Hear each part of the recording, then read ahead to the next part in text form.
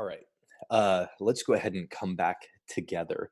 It's so interesting. I went downstairs to refill my coffee and my water, and was just hearing Jacob talking about his work. He's on a work call right now, and he's a lawyer, so he's saying things like First Amendment and Commerce Clause, and and Maryland Court of Appeals or whatever. And it's interesting to hear him say those things. I'm sure that our stuff definitely sounds technical to him as well, but it's just weird too. Like, go downstairs to refill your drink and hear people talking about like the Constitution or whatever.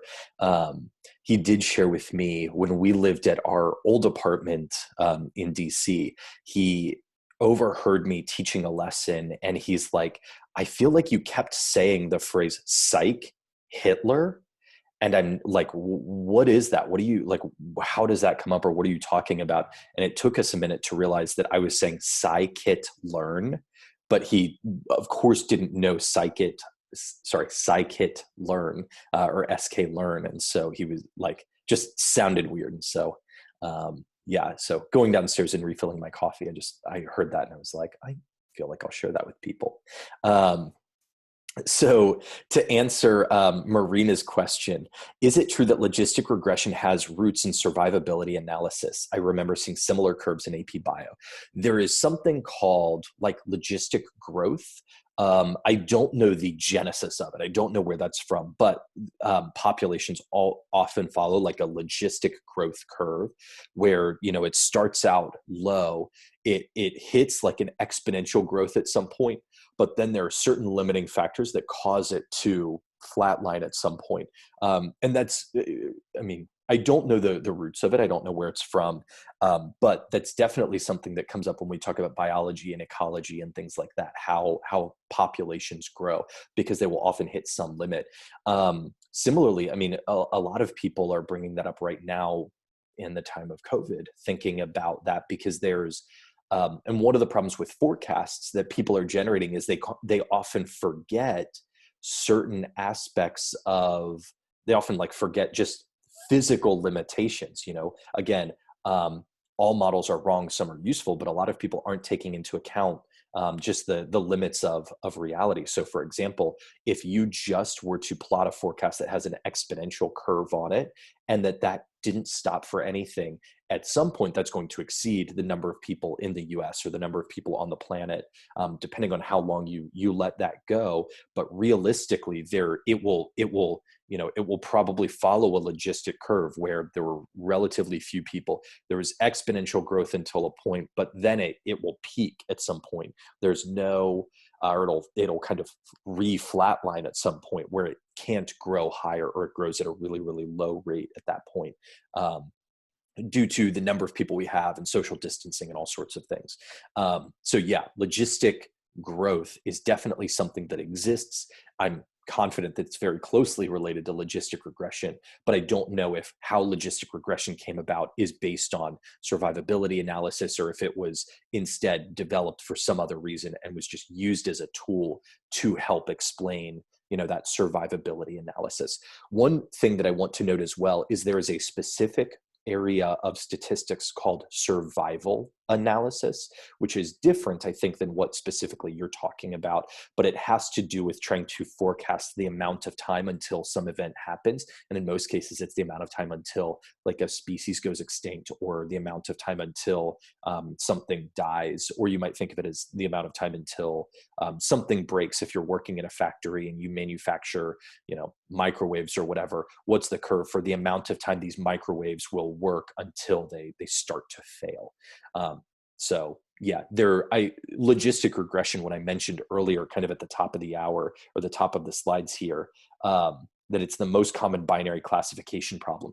It's very, very commonly used in a lot of different areas around data science and statistics, and even beyond data science and stats, where it's an important thing, because I'm sure it touches a lot of different fields. I'm going to go ahead and scroll back down, and apologize for the scrolling. Where we left off was, we said, look, what if we tried to use our tool from last week this week? And we noticed that there's a lot of issues here. If I try and use GPA to predict the probability that somebody gets admitted, and I just use a linear regression model, that's bad, that's wrong, it's not going to work. So instead, what I need to do is I need to find some way to get around this. And the way that we're going to get around this is we're actually going to take this line of best fit and we're going to transform it. So instead of being a straight line, it's going to be like a curve of best fit, kind of like an S curve that should be squashed in between 0 and 1. So that's exactly what we're going to do. So we will be predicting a binary class. Here we've got two values. We've got binary output. We've got 1, they were admitted, or 0, they were not admitted. And logistic regression is still solving for y hat. It's still building a model to try and come up with what is y hat? What are our predicted values? But in our case, instead of y hat being a specific, like the value of something, we're going to think of it as the probability that y is equal to 1. So in this case, what's the probability of being admitted? So what we've got to do is we want to try and fit a line of best fit to it, but we're going to change it into a curve of best fit where we're going to transform, or we're going to squash those values to be between 0 and 1. So it's like a valid probability. In order for us to do that, this is the most advanced part of the lesson that we're going to talk about. We are going to use the logit link function. So the term link function is just something that we use in those generalized linear models that I mentioned earlier to take our line of best fit and transform that or squish that into something different. So this link function is just the name of a bunch of different functions that we can use to bend that line of best fit to match what we want. In this case, we want to bend that line of best fit so it's squashed in between 0 and 1. The specific link function that's used in logistic regression is known as the logit link. You may have noticed my shirt. My shirt says "to logit, to quit." I wear this shirt every cohort for Logistic Regression Day. My former company, the political consulting firm that I worked for, they made this. And so, yeah, we've got "to logit, to quit" with the image of somebody dancing on it. I don't know why there's somebody dancing on it. I don't know why they felt compelled to make this t-shirt or this long sleeve t-shirt. However, in honor of Logistic Regression Day, "to logit, to quit."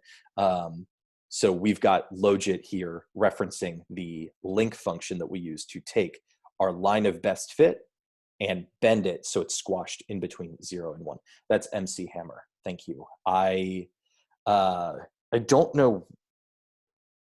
Oh, wait, did MC Hammer like say "too legit to quit," or is it just, clearly I don't know anything about pop culture, but in any case, you would think that me wearing like a geeky t-shirt is the most embarrassing part of this, but then showing how little I know about just the world around me makes it that much worse. It's a song of his. "Too Legit to Quit" was his second biggest hit a million years ago. Thank you for educating me on that. I appreciate it. We're just going to move on because I've like reached the amount of embarrassment that I'm willing to undertake in a given lesson. But luckily, I will be able to play it off for the West Coast like I knew that. Yes, this is. So anyway, it's a good shirt. I wear it every cohort on Logistic Regression Day. So the name logit is just that's the name of the specific function that we're going to use to take that line of best fit and bend it. So the function logit here, we would take the logit of the probability that y is equal to 1, and that's going to be equal to this line of best fit. So it's the exact same line of best fit formula that we use in linear regression. The logit function here is the log of the odds of success. The log of the odds of success. The reason that we use this logit link function is that our inputs can be whatever they want. So our inputs, x1, x2, x3, all the way up through xp, they can be negative, they can be positive, they can be 0, they can be literally any values, which is great. I want my independent variables to be able to take on any set of values that I want. But by using this transformation, my inputs can take on any values, but my output here, being the log of the odds of success, it's going to be bound, or it's going to be squished between 0 and 1. So it's kind of perfect. Inputs can be whatever, but my output is exactly what I want in this case. So that makes, when it comes to interpreting, for example, beta 1, that coefficient value, it makes interpreting beta 1 a little bit trickier. Actually, I'll say a lot trickier, because now we're saying as x1 increases by 1 unit, the log of the odds of success increases by beta 1, which is a weird mouthful to say and is not something that we can really understand or interpret. But it's something that we'll talk about a little bit. So let's go ahead and get into how we actually fit this model. So just like with linear regression, I need to be able to instantiate, fit, generate predictions, and then evaluate. So those are going to be our 4 steps. So what I would like for you to do is go ahead and I want to ask you, how do you think we're going to instantiate our logistic regression model? Go ahead and respond to the thread.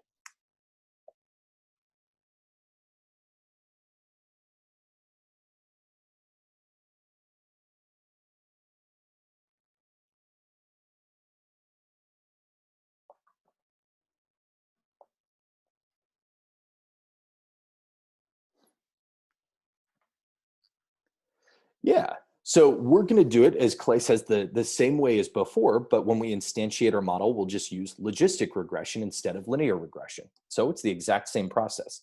So I'll say log reg equals logistic regression, open close parenthesis. So then what I'd like for you to do is go ahead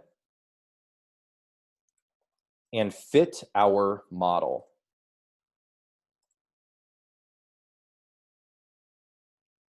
Go ahead and fit our model.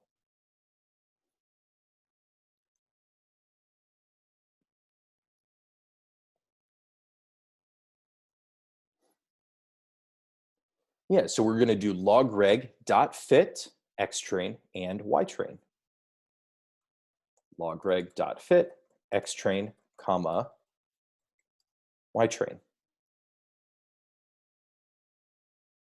Yeah, we want to make sure that we fit our model to our training data, just like before. I want to ask you as a quick question, are you familiar with F strings? Go ahead and respond to the poll. Are you familiar with F strings? Yes, no, or maybe.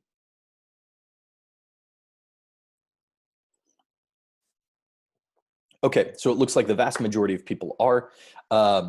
It's what I'm using here. It's a nice way to take our string and pass variables into that. So we can pass our variables inside of those brackets. So let me go ahead and run that cell. So you'll notice here that we've instantiated our model. We then fit our model to the training data. We've got the intercept and the coefficient, which look very, very different. If you go and compare that to what we saw earlier, they look very different. And that's because we're fundamentally just fitting a different model. There are 2 specific methods in sklearn that we're going to use a lot for the rest of this course. So there's dot, let's see, if yours are, let me ask you, did you get the same coefficients as I did? Yes, no. Advanced, anonymous, send poll. Did you get the same coefficients or the same values here? Negative 7.33 and 2.20 as I did. Oh, wow. A lot of people did not get the same coefficients as I did. Interesting. I imagine that has to do with the solver that we are using. Oh, I think I'm using Python like 3.6, not 3.7 or 8 or whatever we're on at this moment. So I imagine that it has to do with the solver. As a fun fact, so Jeff, our DC instructor, Jeff wrote a blog post, if I remember correctly, about the different solvers and what this means. So this is probably a good point to bring up here. So what I see here is future warning, default solver will be changed to LBFGS. Remember back in linear regression where when we fit our model to our data, I'm actually going to insert a cell here. When we fit our model to the data, there was hat beta equals let's see, it's X transpose. Is this? Yes. Okay. So when you fit a linear regression model, this, and I'm sharing this with you if you want it, you don't have to. But when you fit a linear regression model, this is the formula that when you type model.fit, this is what your computer is doing. It literally takes your X data, transposes it, or like flips it, multiplies it by your X data again, takes the inverse of that result, multiplies that by X transpose or X flipped, multiplies that by Y. This is the exact answer to linear regression. So if you wanted to find the values of beta, like beta naught, beta 1, beta 2, beta 3, and so on, this is the formula that is being run in your computer. X transpose X inverse, X transpose times Y. You don't need to know this, but this is kind of just explaining what's going on here. But when it comes to logistic regression, it's not as straightforward. In fact, there's no way for us to just directly solve this for logistic regression. Instead, it has to take what is known as an iterative approach. So it will like come up with a first guess, then it will come up with a second guess, and it's going to narrow in on the right answer eventually. However, there are many different algorithms for doing that. So if I zoom out here, when it says default solver is going to change, there are different methods of solving for the right values of beta naught and beta 1 and beta 2 and all of that. So when you see like specify a solver, this just means what is the algorithm that Python is using to fit your model to your data.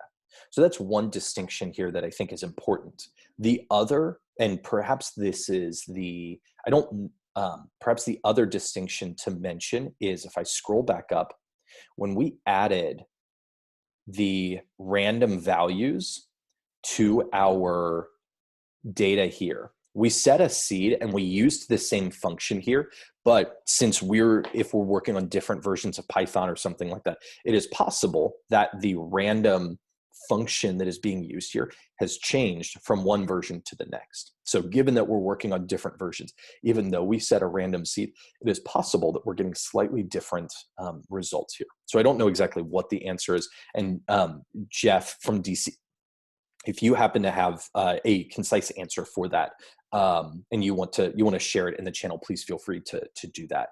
That might explain why we're getting different values. I'm going to go ahead and scroll down here. But at the end of the day, it is not, I would not be concerned right now if you were getting different numbers. It is something that has to do with Python, not 78% of, 78% of people are doing something wrong. That is not the case. It has to do with, Jeff said it's most likely the different solver. One thing to note, if you say here, when you instantiate your logistic regression model, let me add in here solver equals LBFGS. And let's see, I had 733 or negative 7.33 and 2.20. Okay. If you instantiate that with this solver, let me ask you, Polly, if you were getting different results earlier, are you now getting the same answer as I did? Yes, no, I'm still not getting what you did. Let me click anonymous, send poll. So when I reran that, I'm getting negative 13.45 and 3.95. If you were getting different results earlier, okay, it looks like all of the people who have responded are getting the same answers. So the one thing that I changed here, when you instantiate your model, I don't think we've done this for anything or anything yet, but you can specify certain things in here. One way to make sure that we're using the same solver or the same algorithm that's fitting this model is to say here, solver equals LBFGS, and I'll share that code. So Steve said that's what I was getting, no need to add what you did. So what ends up happening, and I'll go back to getting rid of that and running this, in version 0.22 of sklearn, that solver or that algorithm for fitting changed, the default one. So for those of you who are already working on sklearn version 0.22 or greater than that, it's automatically doing that. You don't need to specify that.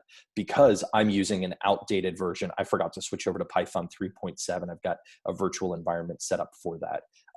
I need to specifically or explicitly specify that in order to make sure that that works the way. So Clay asks, which one is correct? It's a good question. And unfortunately, I can't come up with a straightforward answer. I want to because those are very different numbers. And to be honest, I'm very surprised at how different those numbers are. I would have said, just using my gut, that they would not have changed that much, but those are very, very different numbers. So to say like which one is correct or whatever, what I will, let's see. So I see that Jeff has responded. Yeah, so Jeff from DC says, you can choose the solver. There's nothing straightforward about it. Even Andreas Mueller, who I believe is one of the creators of sklearn, he's done a bunch of stuff. He's amazing. He agrees that it's not straightforward when to use which solver, which makes it frustrating and challenging because you're like, well, I've got the same data. I'm using this specific type of model. Why would my results be different? Okay, Jeff says, yeah, he's the head sklearn maintainer. So the short answer is that you may want to mention which solver is being used and just be consistent. Don't, so I would, given that LBFGS is the default, I would just use LBFGS and explicitly start with that if you're not on the same version. But yeah, go ahead and you'll want to explicitly make sure that you're using that solver moving forward. That's going to be my hand wavy recommendation for now, which I know is a frustrating answer and I wish that I could give a better one. But if the head of sklearn or the lead maintainer can't come up with a better answer, I'm sorry that I'm not able to come up with a better one either. Let's go ahead and I want to, we've got about 20 minutes left, so I want to make sure that we continue moving on here. So there are two methods in sklearn that we're going to use, .predict and .predict proba. So what I'd like for you to do here is in this F string, we're printing the logistic regression predicted values. And what I would like for you to do in these predicted values is write logreg, or within those brackets, logreg .predict xtrain .head. So I'm just predicting for the first 5 values. So I'm just generating those predictions for the first 5 values, and notice that I've got 0, 1, 1, 1, 1.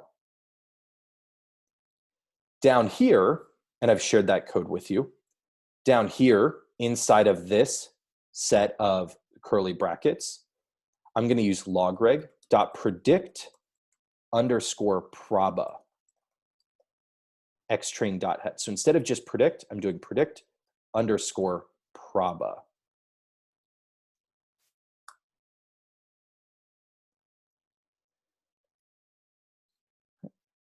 And so I want to ask you, what do those numbers refer to? So 0.9374 and 0.0625, what do those refer to? If you were getting different numbers, I imagine that it's going to have to do with the scalar or the solver as well. But what do those numbers, for example here, what do these refer to?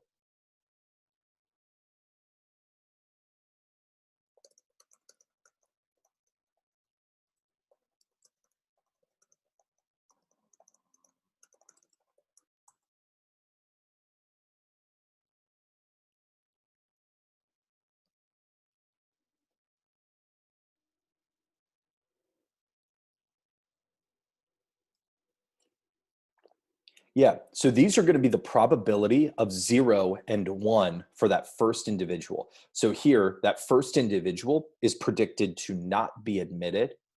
Predict proba gives me, I've got 0.9374 and 0.0625. You'll notice that those add up to exactly 1, or should add up to almost exactly 1. These values give me the probability of not getting admitted and the probability of getting admitted for that first person. Then we've got the second person, the third person, and so on. So that first array corresponds to the first training observation. These numbers are different because those numbers are using that old solver. I'll make sure to go back and correct those.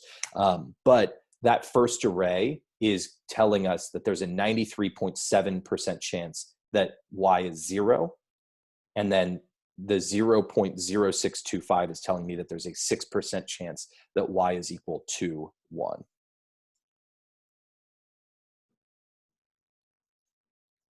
Making a note to edit that later. So let's go ahead and run this cell here. I want to call out credit where credit is due. Nicholas Jin from Boston, from last cohort, DSI-US-11, wrote this code to help us visualize what logistic regression is doing. And if you scroll down here, this red line shows us what logistic regression is. Otherwise, it's the same plot, but we're just plotting the logistic regression function here. So that red line is showing us what are our predicted probabilities of being admitted to grad school. And notice that where there's this overlap, it's able to have a probability that's kind of in the middle. So where there's a lot of overlap, we've got a probability maybe between 20 and 80%. But if your GPA is really high, then it gets much higher. Or if your GPA is really low, it gets very close to 0. Sarah from DC asks if we can ever have a probability of exactly 1 or exactly 0, not using logistic regression. You cannot get a probability of 100% or 0%. Can get very, very, very close to it, but it'll never touch 0 or 1. All right, now what I want us to do is go ahead and evaluate the model. So I'm going to evaluate our model here. So I'm printing out the logistic regression accuracy score. So logistic regression accuracy score on our test data. So we pass in the test data and we're using the dot score method to do that. By default, dot score for a classification model will give us the accuracy score. So that means here that 88.6% of my 88.6% of my predictions are correct. So I'm correct 88.6% of the time. I'm incorrect about 11.4% of the time.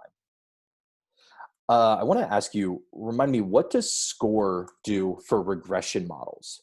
What does dot score tell us for a regression model, not a classification model? Go ahead and respond to the thread.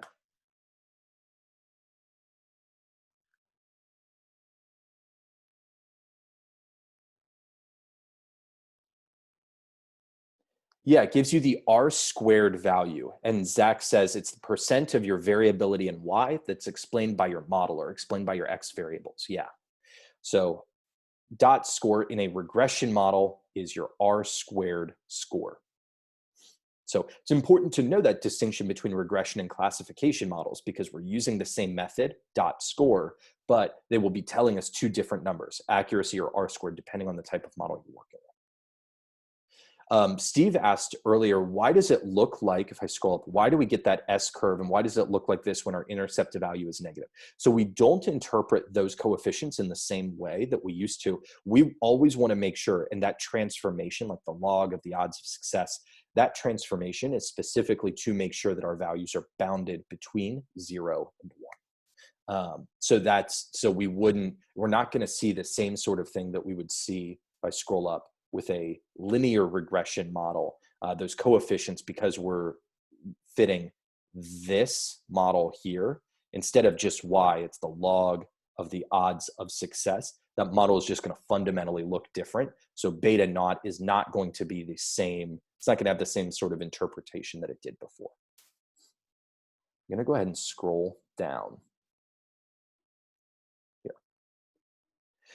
So in order for us to fit this model, and in order for us to specifically to understand the coefficients or interpret the coefficients of our model, we have to understand what odds are and calculate the log of the odds of success. So odds, it's just a way for us to represent the same thing as probability in a slightly different way.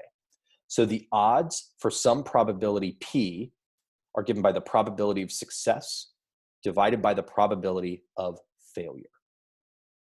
So if we're, thinking of, oftentimes we talk about this in the context of sports or gambling. So if we're looking at the probability and the odds of a specific horse, like the horse Secretariat, whether or not that horse is going to win a race, if your probability of success or the probability that that horse wins is 50%, then the odds are 1.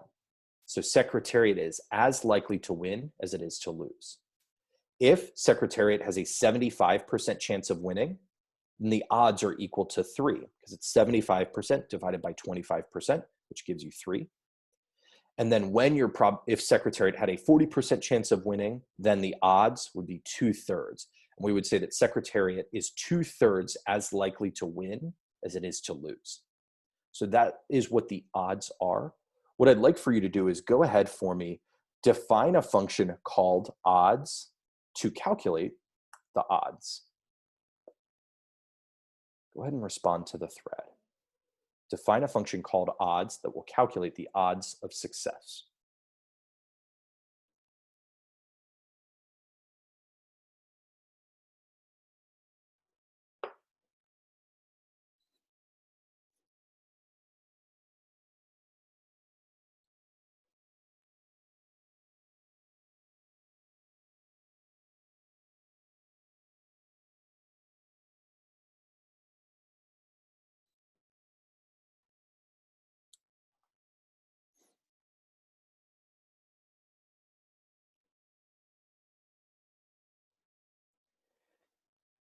Yeah.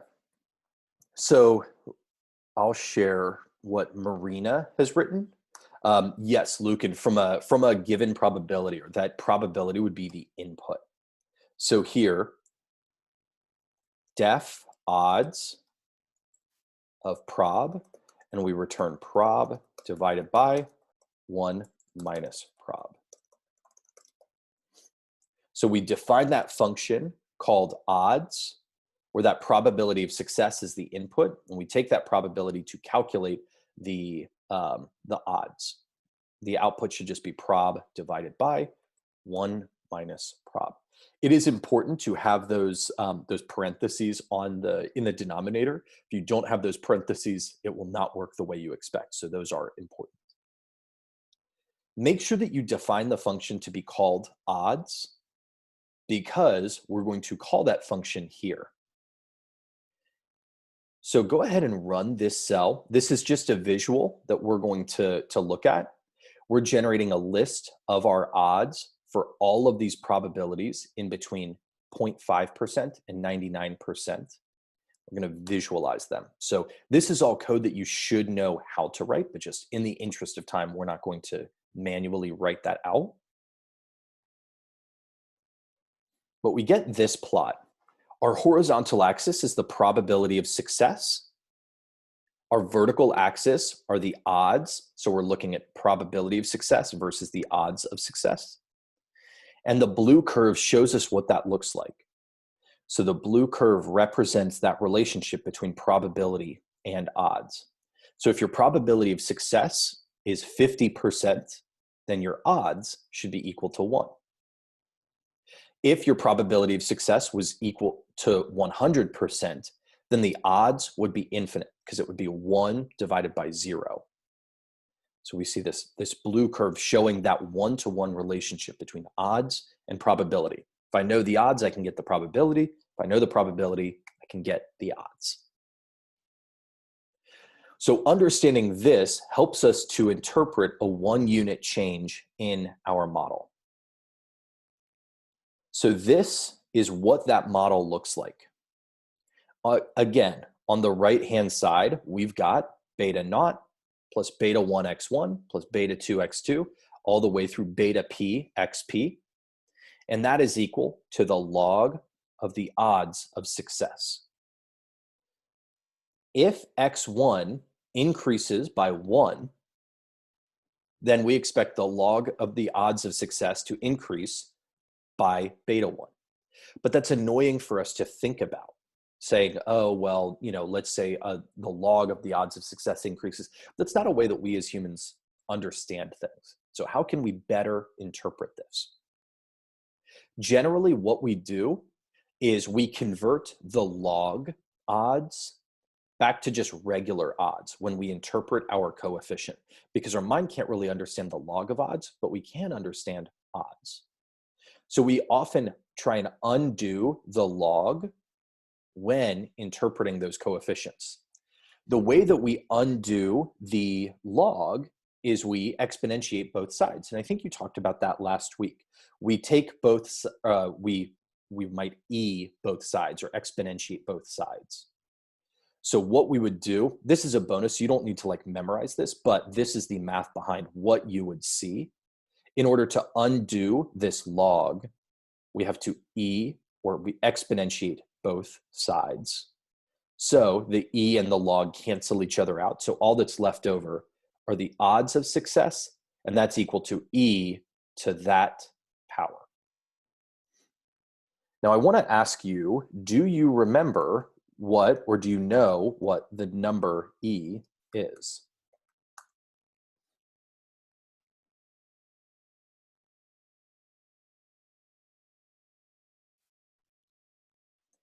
Do you know what the number e is?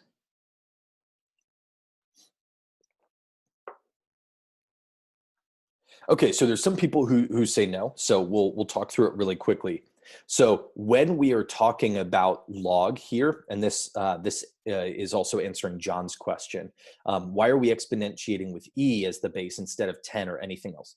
Typically, in data science and in statistics, when we write out log, it actually means the natural log, which is really annoying.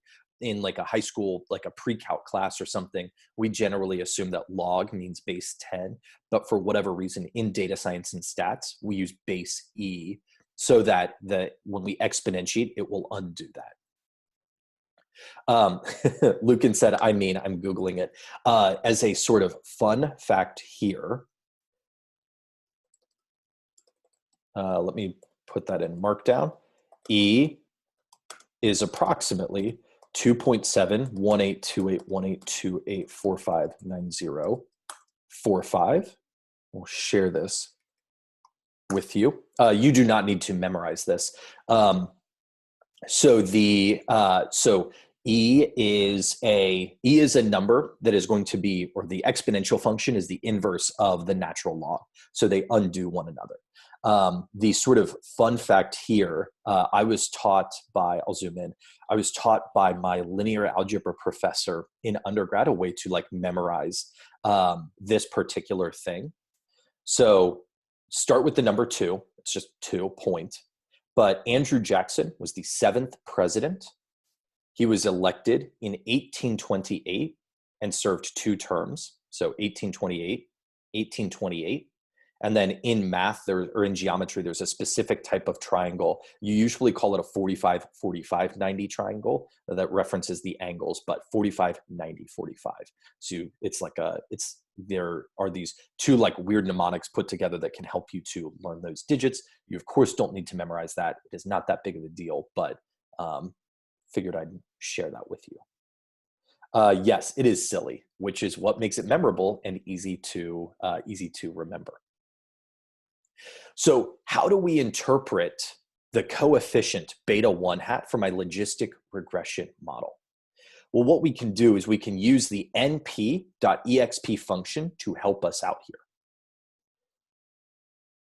So what I'm going to do is I can print out my logistic regression coefficient. And actually, let me ask you, what should I fill in there inside of the brackets? If I want to print out my logistic regression coefficient, what do I want to put in there?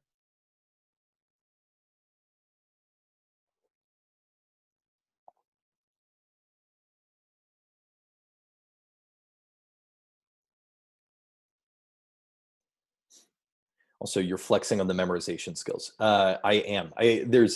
We got to find some way to like build, you know, like a relationship or some rapport. And it is very difficult to do remotely. But between sharing how my teacher taught me to memorize this and my super cool and fun T-shirts, uh, that's kind of limited.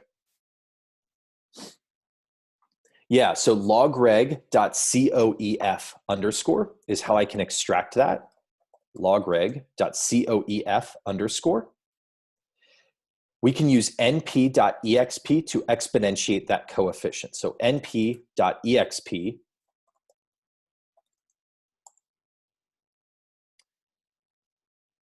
So there we get 52.40.